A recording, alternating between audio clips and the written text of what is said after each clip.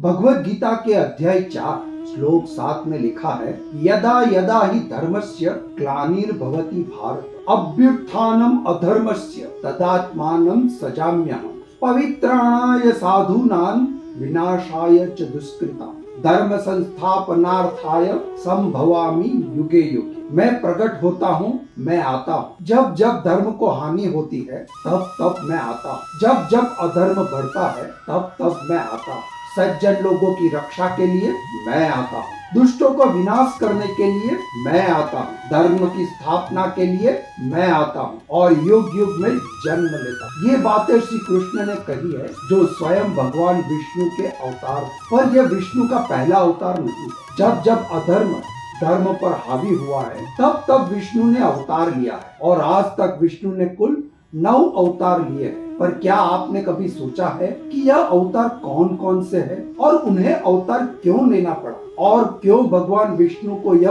अवतार लेना पड़ा? जैसे कि आपको पता होगा, ब्रह्मा जी ने इस अनंत काल चक्र को 4 भागों में बांट रखा, जो है सतयुग, त्रेता युग, द्वापर युग और कलयुग। और हर युग में विष्णु जी ने अवतार लिए।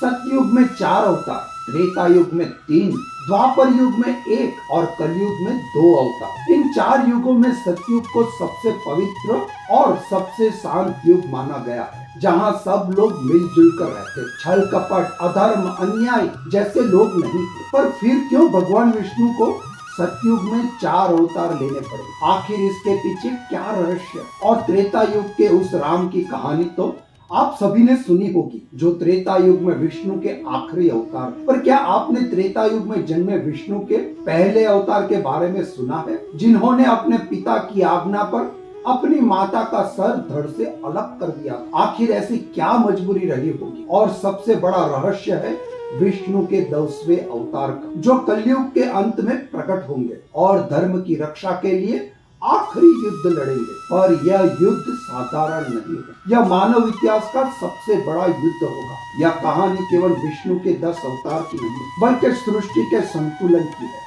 तो चलिए आज हम आपको विष्णु अवतार के दर्शन कराते हैं और उनके बारे में ऐसा बताएंगे जैसे आज तक आपको किसी ने नहीं बताया हो। लेकिन उससे पहले अगर आपको वीडियो अच्छी लगी तो इस वीडियो को लाइक करके कमेंट में श्री हरि विष्णु जरूर लिखें। बहुत समय पहले हैग्रीव नाम का एक दैत्य ने चारों वेदों को छीनकर समुद्र की गहराइयों में छिपा दिया। वेदों के बिना संसार अंधकारमय होने लगा और उसी समय महाप्रलय का समय भी निकट आ गया। पूरी पृथ्वी जल में डूबने वाली।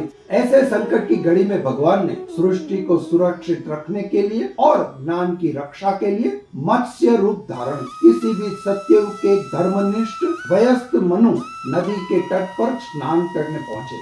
तभी उनके करों में एक नन्ही सी मछली आ गई। मछली बोली, महात्मा कृपा करे मेरी रक्षा कीजिए, बड़ी मछलियां मुझे खाएंगी। मनु को इस पर दया आई और उन्होंने उसे अपने कमंडल में रख लिया। लेकिन यह तो बस शुरुआत। धीरे धीरे वह मछली बढ़ती गई, कमंडल से तालाब तक, तालाब से झील तक और झील से नदी तक। हर बार उसका आकार इतना विशाल होता गया कि मनु चकित रह गए। अंत में जब उन्होंने उसे समुद्र में छोड़ा तब वह एक विराट रूप में प्रकट हुई। मनु ने हाथ जोड़कर कहा, आप कोई साधारण जीव नहीं है, कृपा कर बताइए आप कौन है? तभी भगवान विष्णु ने मत्स्य रूप में प्रकट होकर बोले, हे मनु, शीघ्र ही महाप्रलय आने वाला है, पूरा संसार जल में डूब जाएगा, लेकिन तुम्हें और जीवों की संतति को बचाकर नई सृष्टि की नींव डालनी होगी। जब प्रलय आए तब तुम अपनी पत्नी, 7 महान अर्षियों और सभी जीव जंतु के बीजों को एक नाव में लेकर बैठ जाना है। मैं मत्स्य रूप में उस नाव को सुरक्षित स्थान पर ले जाऊंगा, वहीं से जीवन का पुनः आरंभ होगा। मनु ने भगवान की आज्ञा का पालन किया। जब प्रलय का समय आया तो मनु अपनी नाव में बैठकर उस भयंकर समुद्र में डगमगाने लगे। तभी भगवान विष्णु मत्स्य अवतार में प्रकट हुए और उन्होंने नाव को खींचते हुए उसे सुरक्षित स्थान पर यानी कि हिमालय के शिखरों तक पहुंचा दिया। प्रलय के उस अंधकार में भगवान मनु को धर्म, सृष्टि और ब्रह्मांड के रहस्यों का उपदेश भी दिया। तत्पश्चात उन्होंने हयग्रीव के दैत्य का वध कर चारों वेदों को पुनः देवताओं को लौटा दिया। इस प्रकार ज्ञान की ज्योति फिर से प्रकट हुई और जीवन का बीज बचा रहा। दोस्तों, अगले एपिसोड में देखिए विष्णु के दूसरे अवतार का अद्भुत रहस्य। वीडियो को लाइक जरूर करें और अगर आपने हमारे चैनल को सब्सक्राइब नहीं किया है तो प्लीज सब्सक्राइब कर दीजिए और कमेंट में लिखें जय हरि विष्णु।